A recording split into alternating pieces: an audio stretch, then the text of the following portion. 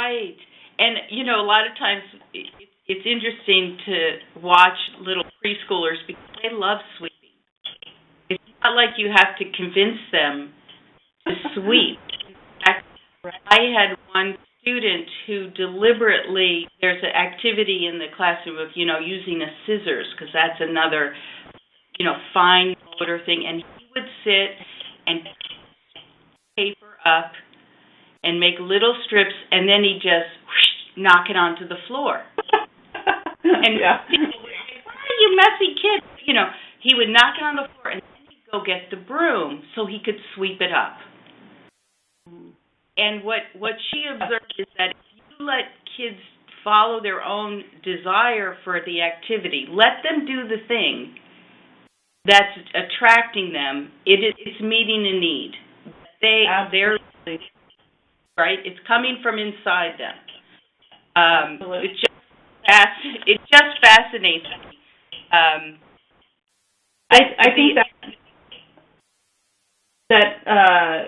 that coincides too. Just kind of reaching back to attachment theory as well. There's a saying with attachment theory that all behavior has meaning, and sometimes when they're throwing a temper tantrum, we just want to say, quit it. But they're communicating something to us, and and then it's our job to sort of try to figure out, what that is, what is that they're trying to communicate to us. But yeah, the other part of that, the cutting of the strips of paper and then brushing them away, I think it's interesting because it also focuses on the process and not the product, and that's the other thing I think that you get from a Montessori education is the focus on the process of doing, and not the completed final product.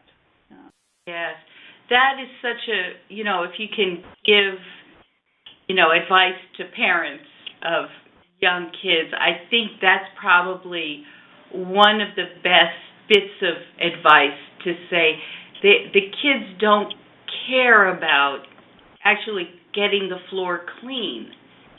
Right. What they're concerned about is this movement of the sweeping. There's something fulfilling to them about the movement. And if you could go just enjoy that with them, right?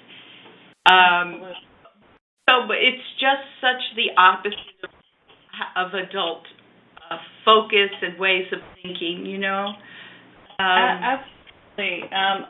I'll just add that there's quite a lot of research out there by Carol Dweck from Stanford, and she focuses on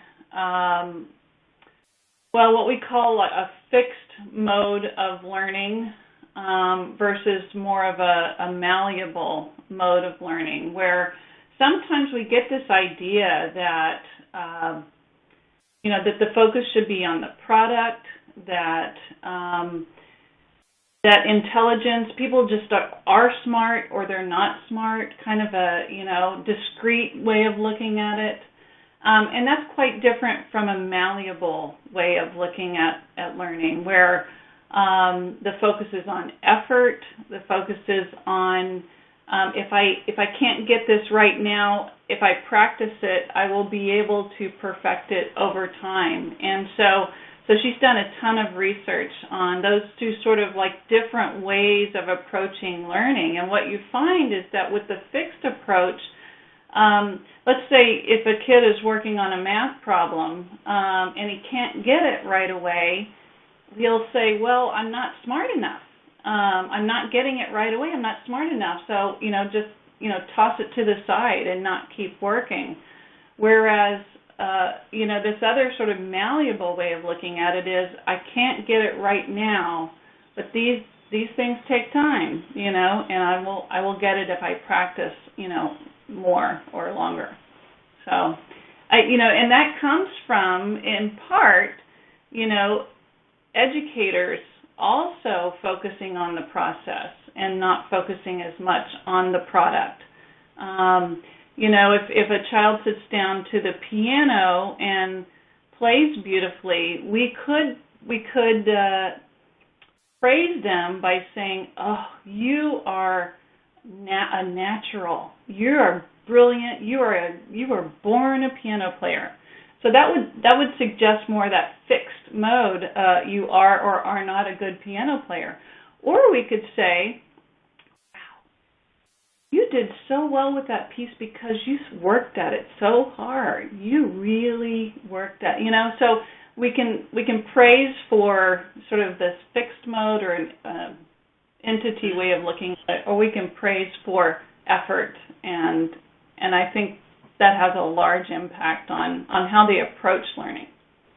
Right. Well, you're bringing it back to that idea of what's a secure base look like, and secure base might look like giving children the confidence that instead of solving the math problem for them when they come to you, you might say, you know what, I think if you just try a little harder, get it.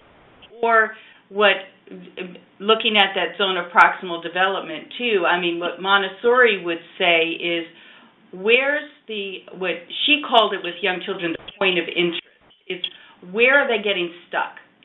Right. And that's where you want to bring their attention. So if someone's got a math problem, then it's fractions or something.